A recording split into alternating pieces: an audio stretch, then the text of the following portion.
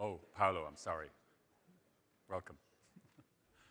Okay, our final session of the morning. We have 1 hour and 30 minutes together, and then we're finished. And I'm heartbroken already. We haven't even got to the end. But during that hour and a half that we have left, we have some great speakers. We are going to have some great conversations, and you're going to hear some great insights. What I love about our next speaker is in this last session called Digital Vision for Retailing. So what does the digital future hold for us, and how do we not only stay ahead of the now, but also the new and the next? Our final session is to give us a taste of all three of these, both in terms of if we think we've just nailed the ambition and our strategy from everything we've heard to date. Let me tell you, we have not. Because our next speaker, Mattia Crespi, who's the founder of Qubit Technologies and research associate at the Institute of the Future, who's going to talk about travel retail of tomorrow and draw the parallels between that and what you need to be thinking about in the retail sector. He's going to take you to another planet. So, open your minds, buckle your seatbelts. Mattia.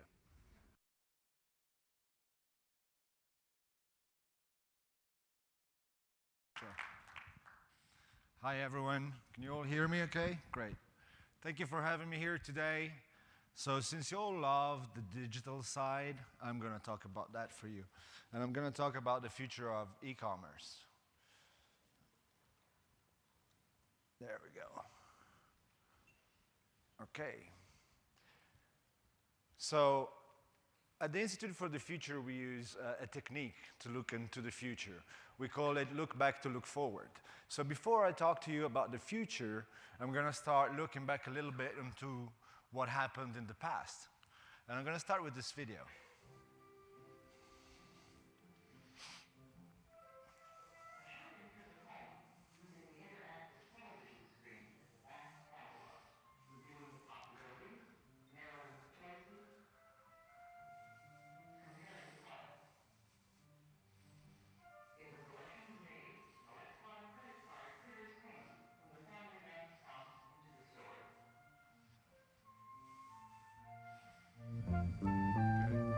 Going to the office, in this case traveling entirely by cable, talking to co-workers, attending a meeting. So this goes on and shows different use cases of how people are going to use computers in the future. I found extremely interesting that the lady there was looking for a lawn sprinkler, which is pretty funny in a sense. So snowball, hitting you very hard. Eggs, cornflakes, and margarine, 1984. Why Snowball? Because this is Mrs. Snowball in England. And this is Mr. Snowball, of course. And I'd like to show you what Mrs. Snowball is known for. She's actually known for to be the first user of e-commerce. Let me show you this. Mrs. Jane Snowball was a grandmother, 72 years old, and she'd broken her hip. So they decided, let's give Mrs.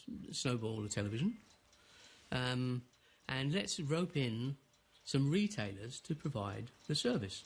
And they roped in 3 retailers. They roped in a supermarket, a pharmacy, and a baker's. And Mrs. Snowball could sit in her armchair, and she could order her groceries, she could order her pharmacy stuff, and she could order her pies from the baker. And she loved it. Absolutely loved it. I think it's wonderful. Mm-hmm. All right. So this was after Mrs. Snowball and her eggs and cornflakes. We jump ahead in 1994, where it appears that some unknown Philadelphia man was the first guy to actually make a purchase and bought a Sting CD for $12.48 online. Today, we're just on the threshold of hitting the $2 trillion of e-commerce, of online sales, okay? In the meantime, in Silicon Valley, something was happening. Well, this was happening too, but this is not what I want to talk about. This was happening. Paul Barron in 1964 was one of the founders of the Institute for the Future, and he envisioned that we would go in the next years through a shift, a dramatic shift into how our systems would be modeled. And he made this drawing. So he theorized that we would go from centralized systems to decentralized systems to distributed systems. And what this means is that all these different paradigms have a very deep influence on our experiences. And let me show you how. Centralized systems generated what we define as mass experiences, mass media, like television. But the telephone is also a result, a technology of centralized systems.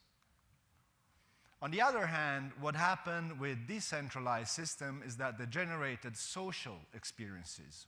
The internet is a result of decentralized systems, peer-to-peer. Social networks, of course, are born out of these systems. But these paradigms and these systems do not only influence the digital, they also have an influence on the real, and a pretty big influence. So the influence of social networks on something like the Arabic Spring is massive, and it actually originated from activists using social networks to spread the word.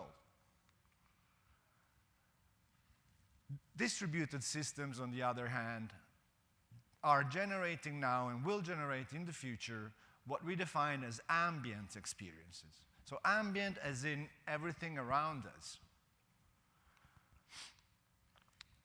I don't know if you can guess what these people are doing. This is originated from actually these people are having an ambient experience. What are they doing? They're looking for those. So they're going around the city looking for something that does not really exist and will only appear in given places. And this is really a case of an ambient experience because it's content that is really around you. There is no more interface, but the ambient itself is an interface.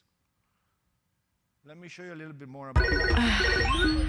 Más tarde, apúrate si quieres una buena calificación. Voy lo más rápido que From puedo. an artist, pensado a en Japanese artist who lives in London, who's called Keiichi Matsuda. Seguro que no hay más He's an trabajos artist, he's a video artist. disponibles. He Estudié makes para ser profesora y visions estoy haciendo of the future mercados. through his Y work. además puedes quedarte con los puntos Don't de get too fidelización. scared about Eres what una you're amante seeing. Obviously, afortunada. this is a bit Tienes que extreme. confiar It's en la made to aplicación. provoke ¿Te sientes inspirada? some thoughts. Gracias. Chao.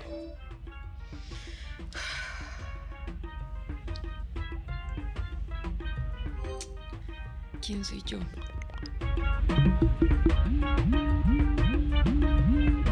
No, eso no es lo que quiero decir. ¿Para dónde voy? No. Puedo volver a empezar.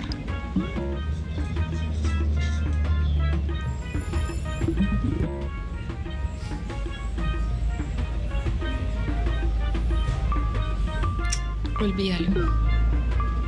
Estoy presente ahora. Y me amo. Estoy libre de mi ira. Estoy libre de mi tristeza. Y el amor es mi experiencia.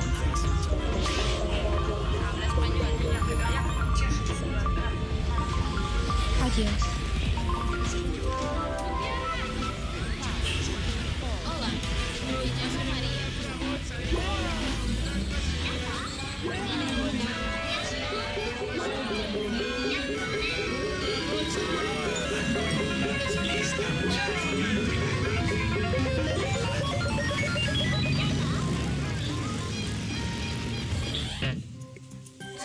I understand this is looking kind of scary. So it's not going to be as bad as that. And obviously, filtering is going to be very important in the future because you already know content is everywhere and it just overwhelms with information the whole time.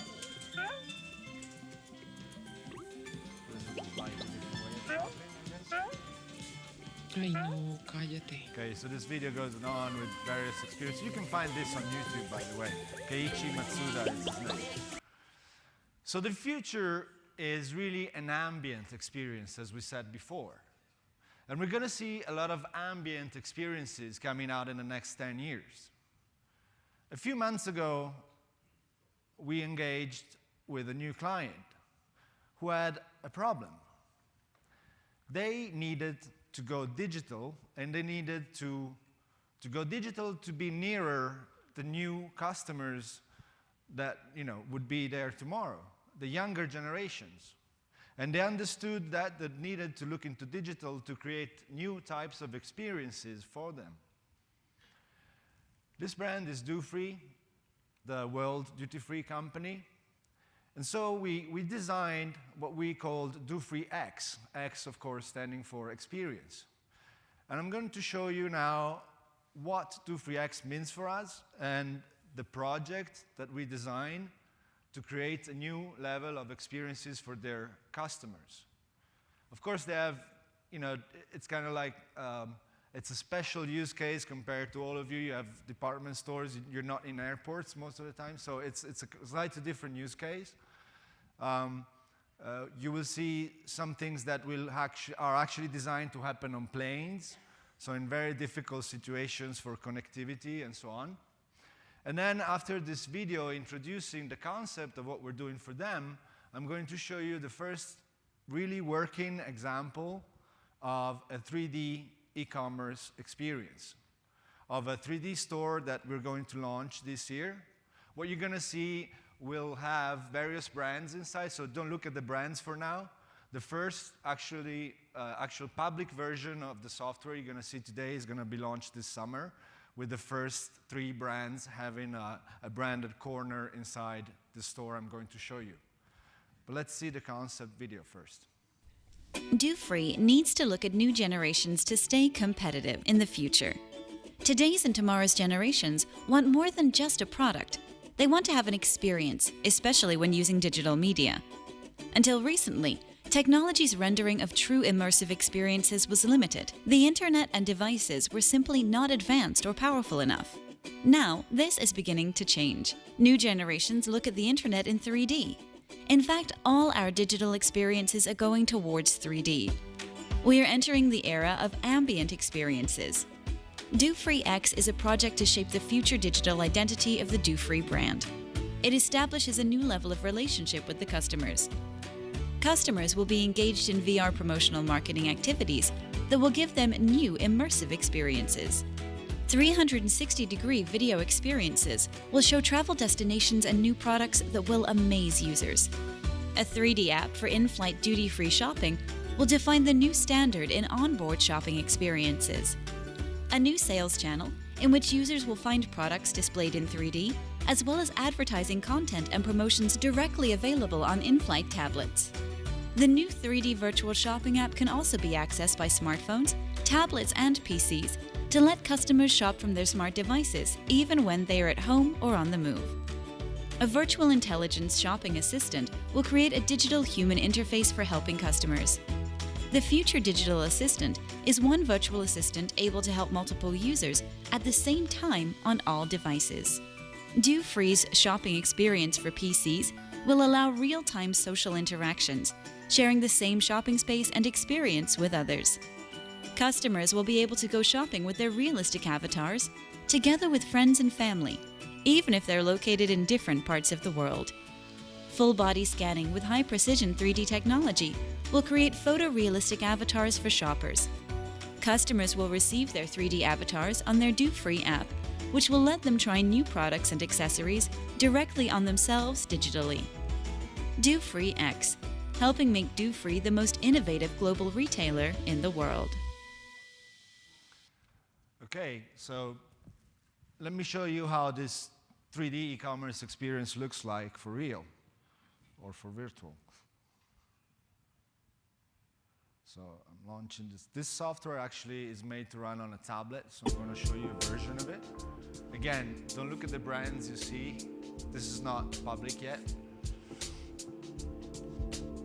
So here you have the option, obviously, of having a tutorial, learning how to move around the shop to make it simpler.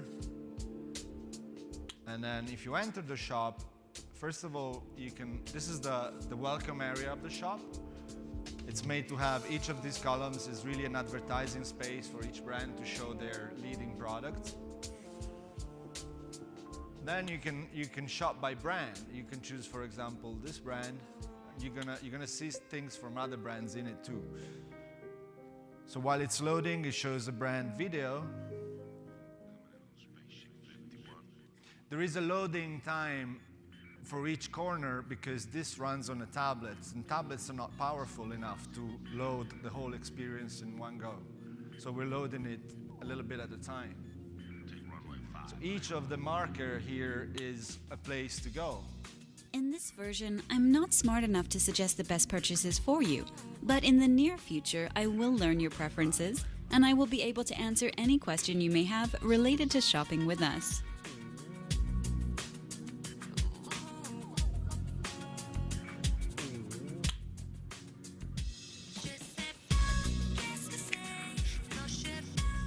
You can have a 3D product visualization. Of course, you can see pictures of the product.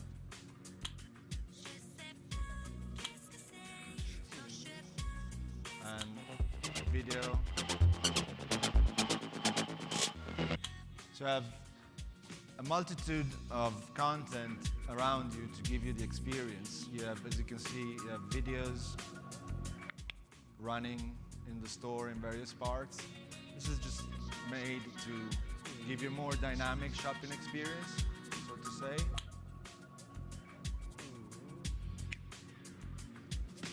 And obviously, there are different ways to navigate in a 3D space, and this is the way we have done it is to make it easy for people to navigate using touch points. Okay.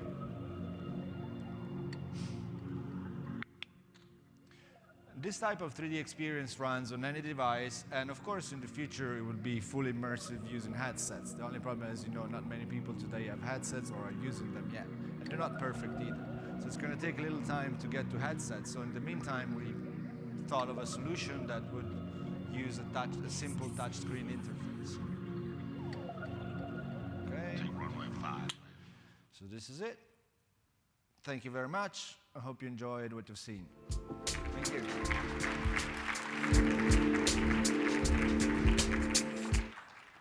Mattia. So, we thought we all had it nailed. Obviously not. More to come. Can I just ask you a couple of questions while we have you here? Sure. Could we just start with, of all of that technology, of all of the things you're trying to achieve, what do you think are the trends emerging that will affect the retail sector? Well, what should this group be mindful of? So, the ambient thing, the ambient experiences is really, like for me, a trend that is really strong because technology today is enabling this new level of experience that was not possible before. So definitely I see, what I was just talking to you about is a trend going from the 2D web page where you see product pictures and data to a 3D full-on experience, which includes a social presence online. So imagine in a 3D store, you can not only see products and the brand extension in 3D, but you can also walk into it with others in a digital form of avatars and share the experience the same way you would do in a real-life store online. Okay? And so for retailers, what should they do about it? Well, I was listening to people talking these days, so yesterday during the conference, and everybody here is, I guess, asking themselves how to tackle digital, what to do with digital, and how to change, how to go through these massive transactions that we're, changes that we're seeing. Sometimes you have to, draw a line in between the past and the future and not think of the future with the same models of the past. So, for instance, you're now selling products in physical spaces. The digital side and the virtual part allow you to extend this physical space virtually endlessly. So, why keep selling just products in your physical spaces when you can shift the products to the virtual space and perhaps use the physical spaces alternatively to do other things? Instead of just omni-channel, I would say real estate and omni-channel. Don't forget you have an enormous asset, which is real estate. Think of different ways of using those spaces, because as you see, people go less and less to those shops. So maybe they would go more to those shops to experience different things. And maybe by being around them in different moments, not just when they are in your shops, through digital technologies, you can get to selling them more products outside of your physical spaces. And then use the physical spaces for what? I took some notes yesterday, so some ideas of this. See physical spaces not just for shopping, but for living and working. So living, working, shopping. Put these things together. As much as co-working spaces, co-living spaces are merging together. Now in Silicon Valley we have new building concepts that put together the living and the working part. So to optimize space is so expensive in Silicon Valley. So put these three things together: living, working, shopping. Okay. Can I ask you one other question while I have you, Mattia? What do you mean when you say how we should reframe the problem? What do you mean by that? Yes, reframe the problem as in, it was the example I gave before. So you're looking at your spaces essentially as shopping spaces. Reframe this. Don't look at them anymore as shopping spaces. Look at them as living, working, shopping spaces. So reframe the problem. And I thought there were some very interesting ideas that were shared also yesterday, like a common platform, not just for sharing data, like you talked about a common platform for sharing data, but I would say a common platform for selling goods. So open up to the others, create a network. What you're not going to sell in a place, probably somebody else is going to be able to sell it better in another place. So create systems that allow you to exchange physical goods very rapidly. Okay, we know some brands have given examples of that. And one last thing I would like to share with you is stop making apps. Design APIs, connectors. What you need in the future is not an app. You're going to have digital assistants taking care of everything you need. But what you really need is APIs connecting your environment to everything around you, hence being able to deliver new types of services. Thank you. I love that. He's exhausting me. Fantastic. Great work. Great work. All right. So you thought you all had it nailed.